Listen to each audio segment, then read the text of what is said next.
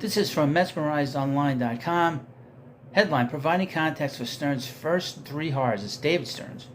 And I would mention this is the prospect title. I need you to hit that subscribe button to learn everything you could possibly learn about the Mets and their farm system and their minor league players, prospects, and everything else, and what's going on in the front office. Because with the moves that the front office has been making, in terms of just bringing in new people, getting rid of scouts, getting rid of minor league players, getting rid of so much dead weight out of this franchise and off this ball club. It's great.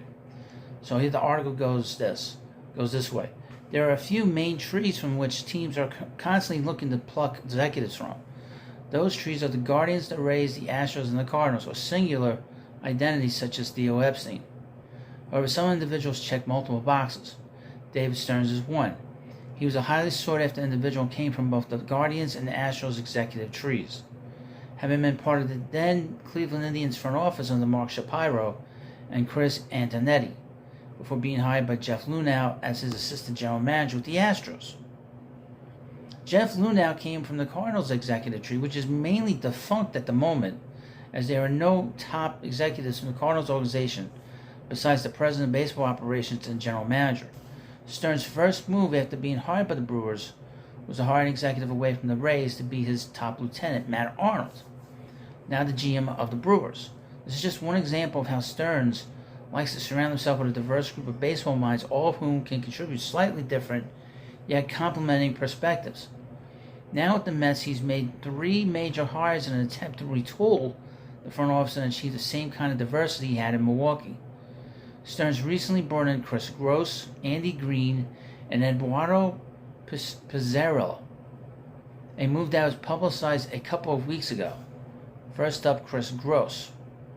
Chris Gross not only has a ton of experience scouting for one of the better scout and developed teams of the last decade, but he also worked with Stearns for nearly 4 years with the Astros.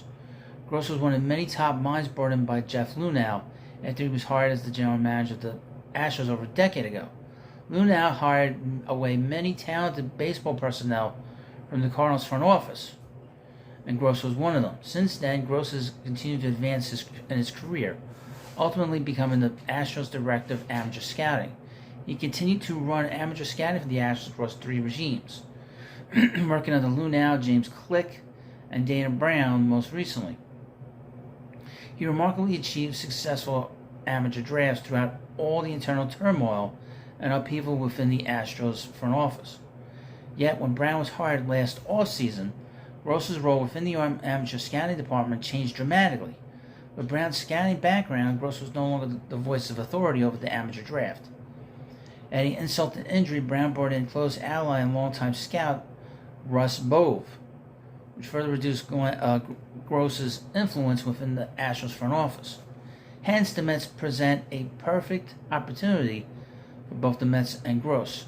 Gross gets to work with Tommy Tanos and David Stearns, who have plenty of authority within the Mets' entire scouting operation. The Mets obtain yet another sharp scouting mind, one who excels at drawing amateur talent from all over the country. Andy Green. Andy Green's a very interesting and out-of-the-box choice to run player development. He doesn't have a lot of front office experience. While it's unclear at the moment what Green's title will be, he was hired to be an integral part of the player development. We don't currently know if his title will be vice president, assistant GM, or director. What Green does bring is plenty of experience in player development. He coached in the minors for several years, but also managed and coached the San Diego Padres during their rebuild phase. This is a classic David Stearns kind of hire, and is the kind of hiring Mets fans should get accustomed to from him. As MLB has seen a meteoric rise in managers being hired straight from their front office jobs, he in turn has hired someone from the dugout into a top-level executive position. Applying the same logic, yet in reverse. If the game has moved to a place in which front office members are directly qualified to manage, managers should, and in turn, be directly qualified to impact and inform the front office. With the idea that a former coach and player, Green will provide a unique perspective, one that the Mets have lacked in the upper tier of their front office. Green was hired by Kevin Towers, started his coaching career for the D-backs within the milieu of their minor league affiliates. After Towers was fired and Tony La Russa was brought in, Green was rewarded for his excellence in coaching twice, winning minor league manager of the year, and was hired to the major league staff. After only one season, Green became the first of many managers hired by A.J. Preller. Green unfortunately oversaw 4 seasons where the Padres retooled their major minor league rosters and was unceremoniously let go. He immediately latched on with the Cubs as their bench coach, which too happened to be the dawning of a new era in Chicago, following the departure of Theo Epstein, Joe Madden, and recently David Ross. Now that he's been hired by David Stearns, Green has achieved a very rare feat of being hired 5 times by executives and managers whom he had no previous professional relationship with. This is not only a testament to Green's intellect and baseball acumen, but also a testament to his character as a person. Maybe the most fascinating tidbit regarding Green's major league journey is the sheer diversity of by whom he was hired. Green's been hired by both old school and new school mindsets. He was twice hired by classic baseball minds of yesteryear and La Russa and Towers, while also hired thrice by new age analytically savvy young Ivy League executives. This extraordinary diversity of thought shows how Green is considered an asset no matter who may be running the show. It also brought Green the privilege of familiarizing himself with some of baseball's greats and let him develop as a branch on the mushrooming Theo Epstein front office tree. Hoyer, whom he worked for with the Cubs, and Preller are both well respected around the league, especially in terms of drafting and developing. Their track record of assembling an immense wealth of prospects predates their times as PBOs.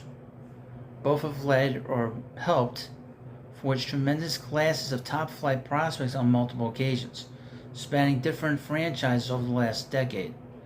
Being able to learn from these very different yet successful minds can only be seen as a feather in Green's proverbial cap. Eduardo Brizuela, who was hired as vice president and special assistant to the GM, brings decades worth of experience and has an extensive history with Stearns. Brizuela brings strong ties to Venezuela baseball and has a myriad of roles over the years with the Brewers. He's worked as the Brewers vice president, director of minor league operations, farm director, and director of Latin American scouting and operations during his tenure in Milwaukee, spanning almost 2 decades. He's yet another unique voice of reason for the Mets front office and will provide a crucial opinion on all things scouting.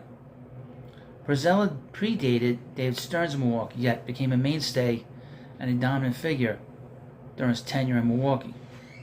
He was eventually elevated to third in command there and will assume a similar role with the Mets. While the Mets have had a robust international scouting department for years now, dating back to the Minaya regime, they never had as big of an impact in Venezuela as they had elsewhere, specifically in Puerto Rico and the Dominican Republic.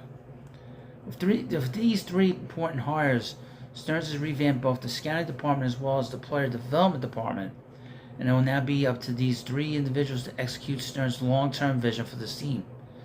They will be entrusted to meticulously hire their own deputies and complete their staffs as a means to infuse the Mets organization with new ideas and new perspectives. Front office for the future. These moves will dramatically impact how the Mets run their organization for the foreseeable future. They will ensure Stearns has a few of his own tenants to accompany the bevy of bright minds already in place, and will blend savvy minds with Steve Cohen's money. Guys like Ian Levin, Tommy Tanos, and Ben Zasmore all run different facets of the Mets front office operations and are very well respected throughout the game.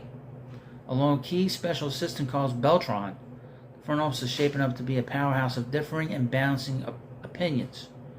Stearns' vision of blending the old with the new, analytics of both scouting and development, is what gave credence to these hires. Hiring an expert in amateur scouting, an expert in international scouting, and Green, who has substantial on-field experience as both a former player, coach, and manager, will provide the franchise with a healthy mix of competing viewpoints. This will aid in the process of making current decisions about both the present and the future of the Mets. Headed up by Stearns, this should ensure the perfect environment for long-term success and a winning culture, as well as shaping the Mets' future GM search into one of the most sought-after roles in the MLB. Mets fans have waited a long time for stability, and David Stearns and his legion of minds will bring it. Well, we will see on that last part. But he has done an incredible job getting rid of a lot of dead weight. He's gotten rid of a lot of the Wilpon dead weight. That cannot be underscored. It's the reason why this team has been bad for 36 years. Just in terms of not getting back, not winning the World Series. Obviously, they've had years where they've gone to the World Series and they didn't win. But the fact that they've not won in that long of a time means that there was a problem in the front office. And obviously with ownership. So, you let me know what you think about this video. Of course, please subscribe to Prospect Hut, and I'll see you later.